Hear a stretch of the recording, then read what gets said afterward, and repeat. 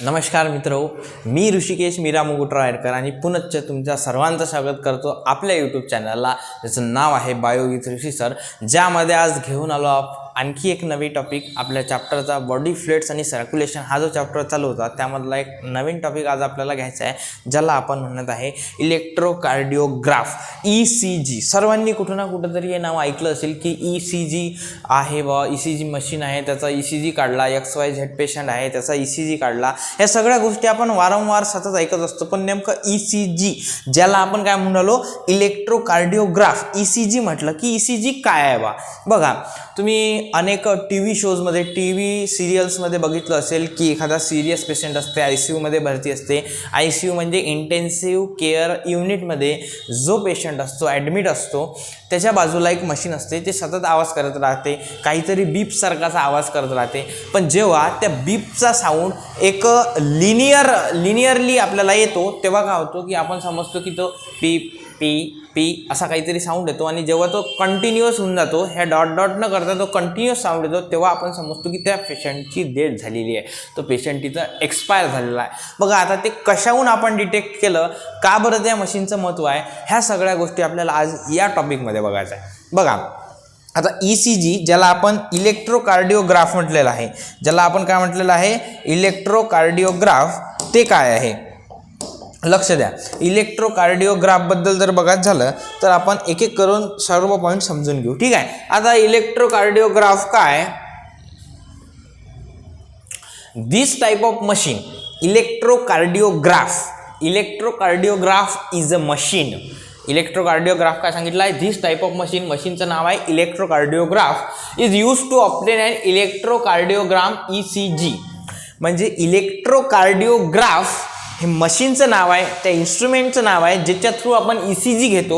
आणि इलेक्ट्रोकार्डिओग्राम म्हणजे हे आउटपुट आहे तुमच्या इलेक्ट्रोकार्डिओग्राफ मशीनचं, ज्याला आपण इलेक्ट्रोकार्डिओग्राम म्हटलेलं आहे ECG. लक्षात येऊ राहिलं. म्हणजे मशीनचं नाव, जर त्या इन्स्ट्रुमेंटचं नाव, मशीनचं नाव जर म्हटलं तर आपण ते आहे इलेक्ट्रोकार्डिओग्राफ, आणि त्याच्यापासून जे निघणारं आउटपुट आहे ज्याला आपण ECG म्हणत आहे ते आहे इलेक्ट्रोकार्डिओग्राम. ठीक आहे. हे तर झालं मशीनबद्दल, त्याच्या रिझल्टबद्दल. पण ॲक्च्युअली ही गोष्ट काय आहे हे समजून घेणं गरजेचं आहे. त्यासाठी बघा, ECG is a graphical representation. काय, एक ग्राफिकल रिप्रेझेंटेशन आहे इलेक्ट्रिकल ॲक्टिव्हिटी. बघा, graphical representation of electric activity of the heart during cardiac cycle. काल जो पोर्शन आपण कंप्लीट केला होता कार्डियक सायकलचा, त्या कार्डियक सायकलला रिप्रेझेंट करते इलेक्ट्रिकल सिग्नलिंगद्वारे. त्या मशीनला आपण म्हणत आहे इलेक्ट्रोकार्डिओग्राम. आणि जे आउटपुट आपल्याला त्याच्यापासून भेटत आहे त्याला आपण म्हणतो इलेक्ट्रोकार्डिओग्राम. लक्षात आलं. म्हणजे आपल्या हार्टच्या इलेक्ट्रिकल ॲक्टिव्हिटीचं एक आउटपुट जे आपल्याला जे फंक्शनिंग आहे की जे कार्डियक सायकल कशी आपल्या बॉडीमधली चालू आहे याच्या थ्रू आपण जाणून घेऊ शकतो. ठीक आहे. To obtain a standard ECG a patient connected to the machine. बघा, आता जर आपल्याला एखाद्या पेशंटचा ECG घ्यायचा असेल, ज्याला आपण नॉर्मल स्टँडर्ड ECG म्हणतो, जर घ्यायचा असेल तर तो पेशंट आपल्याला मशीनला कनेक्टेड करावं लागते with 3 electrical leads, 1 to each wrist and to the left ankle that continuously monitor the heart activity. बघा, आता जर आपल्याला एखाद्या पेशंटचा ECG घ्यायचा आहे, नॉर्मल, ज्याला आपण नॉर्मल ECG म्हणत आहे, स्टँडर्ड ECG म्हणतो, जर घ्यायचा आहे तर त्या पेशंटला सुरुवातीला आपल्याला इलेक्ट्रोकार्डिओग्राफ या मशीनसोबत कनेक्ट करावं लागेल.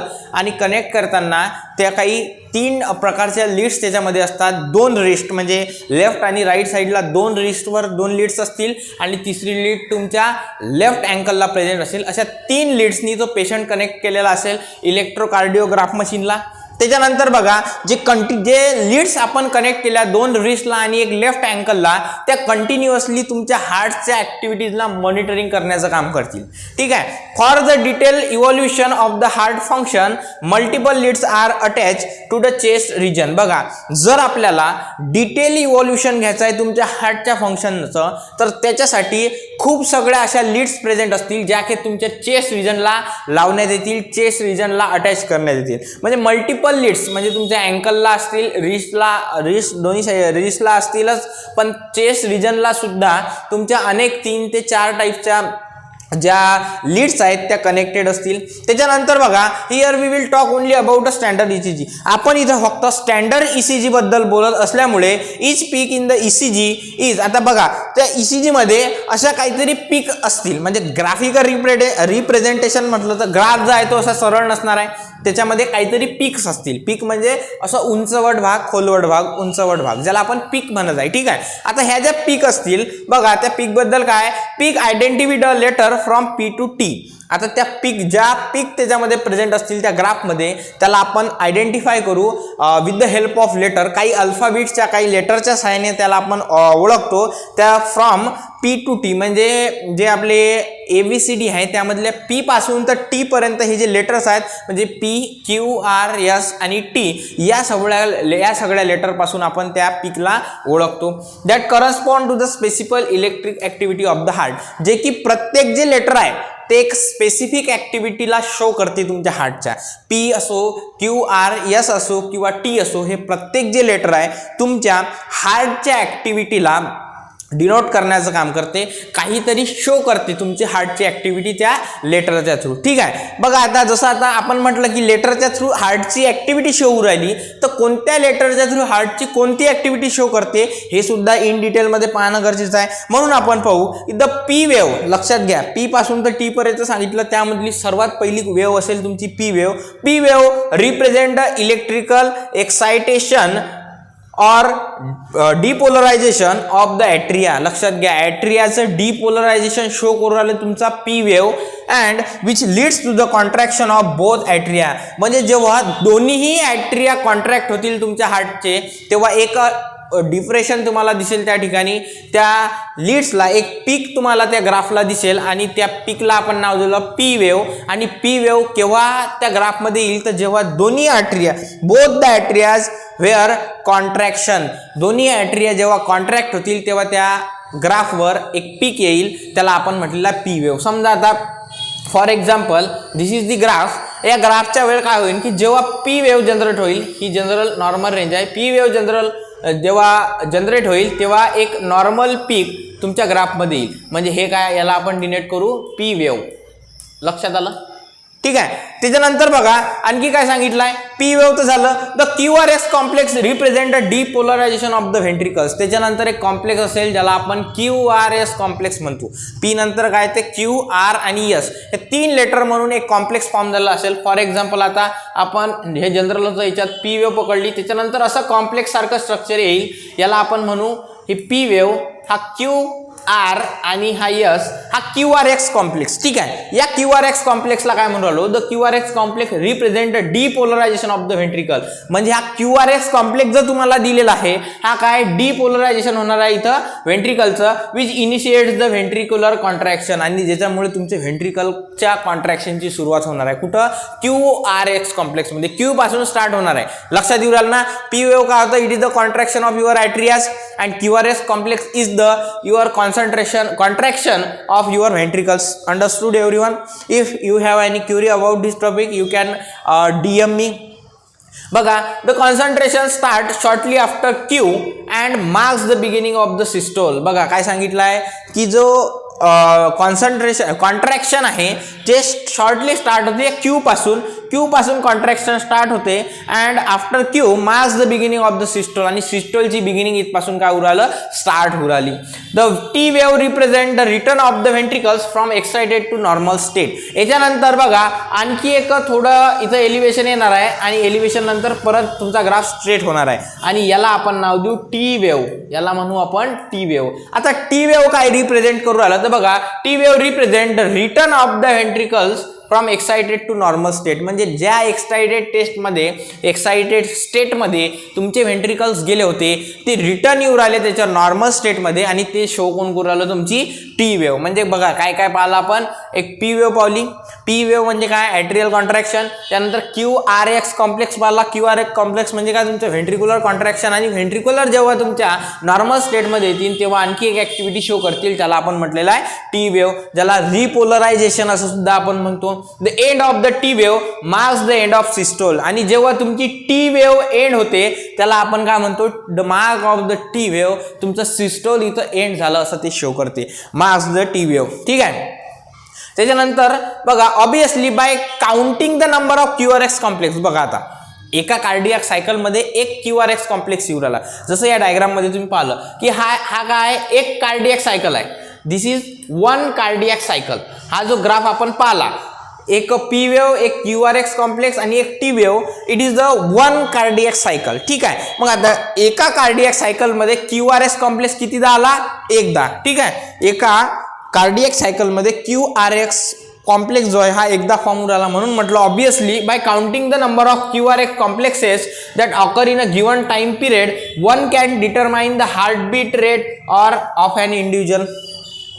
एका कार्डियाक सायकलमध्ये जर एक QRX कॉम्प्लेक्स येत असेल तर त्याच्यावरून आपण डिटरमाइन करतो की एका मिनिटात जेवढे QRX कॉम्प्लेक्स त्या ग्राफिकल रिप्रेझेंटेशनमध्ये फॉर्म झाले तेवढंच त्या पेशंटचं, त्या इंडिव्हिज्युअलचं हार्टबीट रेट असेल. लक्षात येऊ राहिलं, कारण की एका कार्डियाक सायकलमध्ये एक QRX कॉम्प्लेक्स फॉर्म होतो. म्हणजे एका मिनिटात जेवढे QRX कॉम्प्लेक्स फॉर्म झाले तेवढा त्या पेशंटचा, त्या इंडिव्हिज्युअलचा हार्टबीट रेट असेल. लक्षात आलं. Since the ECGs obtain from the different individuals have roughly the same shape for a given lead configuration, any deviation from his shape indicates a possible abnormalities or diseases. बघा लक्षात घ्या, जेव्हा ECG आपण प्रत्येक पेशंटचा काढतो, जो नॉर्मल ECG आहे तो याच प्रकारे नॉर्मल रेंजमध्ये राहते. P येते, त्यानंतर QRS कॉम्प्लेक्स आणि नंतर T वेव असा जनरल राहते.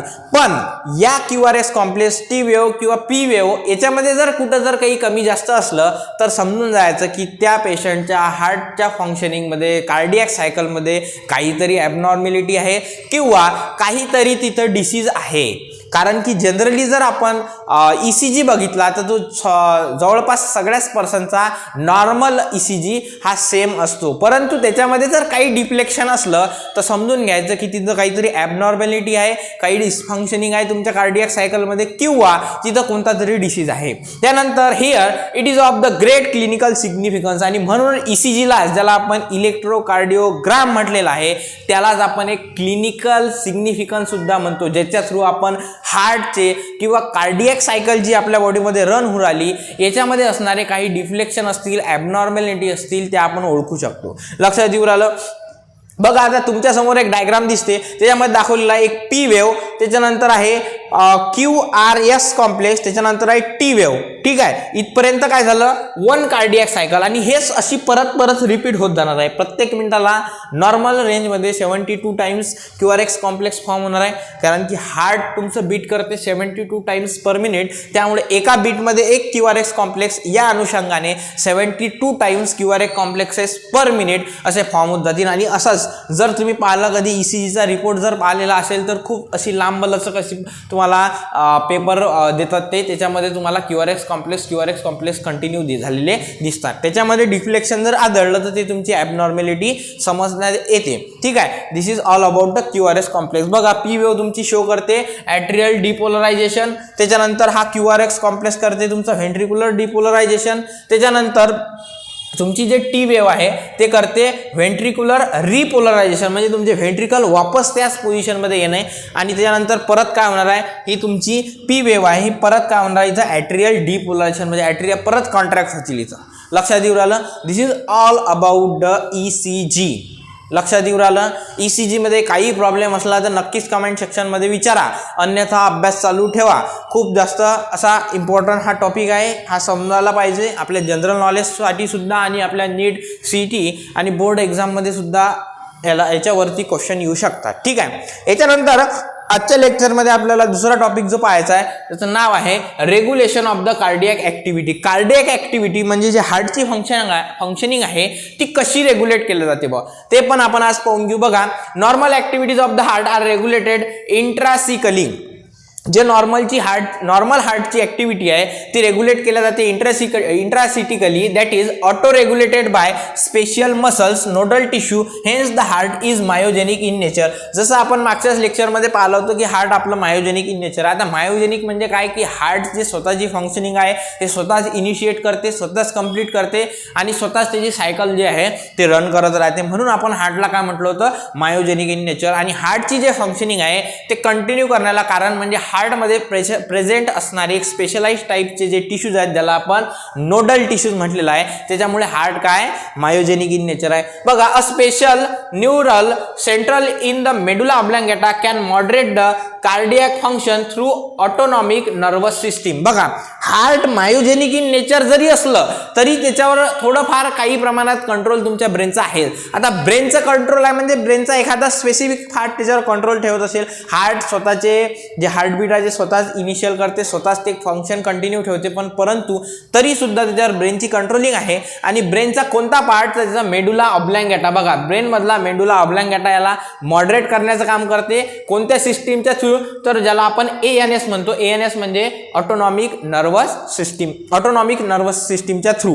बघा, त्याच्यानंतर बघा आणखी काय सांगितलं आहे की neural signal through the sympathetic nervous, it is the part of ANS, can increases the rate of heartbeat, the strength of ventricular contraction and thereby the cardiac output. लक्षात घ्या, जे न्यूरल सिग्नल तुमच्या मेडुला ऑब्लांगेटा मधून निघतील तुमच्या autonomic nervous system मधून. Autonomic nervous सिस्टीमचाच part आहे एक सिम्पॅथेटिक नर्व. या सिम्पॅथेटिक नर्वच्या थ्रू जे न्यूरल सिग्नल निघतील त्याच्या बेसिसवर तुमचा हार्टबीट रेट इन्क्रीज करतो. बघा, कॅन इन्क्रीजेस करू शकतो, can increases the rate of heartbeat, the strength of ventricular contraction and thereby the cardiac output. म्हणजे कार्डियक आउटपुटवर कंट्रोल राहते तुमच्या मेडुला ऑब्लांगेटाचं. लक्षात येऊ राहिलं. त्याच्यानंतर on the other hand parasympathetic neural signals, म्हणजेच बघा सिम्पॅथेटिक आणि पॅरासिम्पॅथेटिक ऑटोनॉमस नर्वस सिस्टीमचे दोन पार्ट असतात. एक सिम्पॅथेटिक नर्वस सिस्टीम, दुसरं पॅरासिम्पॅथेटिक नर्वस सिस्टीम. जे सिम्पॅथेटिक नर्वस सिस्टीम आहे ते हार्टबीट रेट इन्क्रीज करण्यासाठी कंट्रोल ठेवते, वर्क करते किंवा फंक्शन करते. आणि जे पॅरासिम्पॅथेटिक नर्वस सिस्टीम आहे त्याच्याबद्दल काय सांगितलं आहे बघा, parasympathetic nervous neural signal decreases the rate of heartbeat, speed of conduction of the action potential and thereby the cardiac output. म्हणजे कार्डियक आउटपुट इन्क्रीज करणे आणि डिक्रीज करणे. कार्डियक आउटपुट जर इन्क्रीज करायचं असेल तर तुमची सिम्पॅथेटिक नर्वस सिस्टीम वर्क करते, जे की कंट्रोल करू राहिलं तुमचा autonomic nervous system through the medulla oblongata. आणि दुसरी गोष्ट आहे ज्याला आपण म्हटलेलं आहे की तुमचं कार्डियक आउटपुट जर डिक्रीज करायचं असेल तर डिक्रीज कोण करते, तुमची पॅरासिम्पॅथेटिक नर्वस सिस्टीम. लक्षात येऊ राहिलं. Adrenal medullary hormones can also increases the cardiac output. बघा, ॲड्रिनल ग्लँड, एक ग्लँड आहे ॲड्रिनल ग्लँड. मेडुलरी जे ॲड्रिनल ग्लँडचे जे सिक्रेशन आहे, मेडुलरी ॲड्रिनल ग्लँड आहे, त्याची जे सिक्रेशन आहे, जे हॉर्मोन्स आहेत ते सुद्धा हार्टबीट रेटवर अफेक्ट करू शकतात. ते इन्क्रीज करू शकतात, ते डिक्रीज करू शकतात, त्यांच्यामध्ये तेवढी ॲबिलिटी आहे.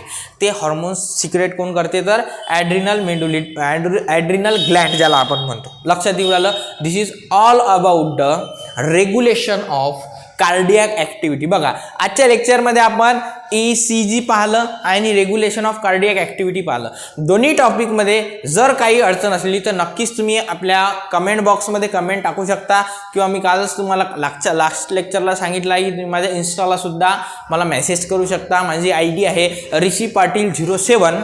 आणि नक्कीच अभ्यास करा, अभ्यासाला लागा, अजून खूप वेळ आहे. जे विद्यार्थी 11th आणि नीटसाठी प्रिपेअर करत आहे, CETसाठी प्रिपेअर करत आहे, त्यांच्यासाठी इम्पॉर्टंट टॉपिक आपण असेच रोज नवीन टॉपिक आपण घेत जाऊ, चॅप्टर बाय चॅप्टर. त्यामुळे चिंता करण्याची गरज नाही आहे. ठीक आहे. तर काही अडचण असेल तर नक्की कॉन्टॅक्ट करा. Otherwise take care. धन्यवाद.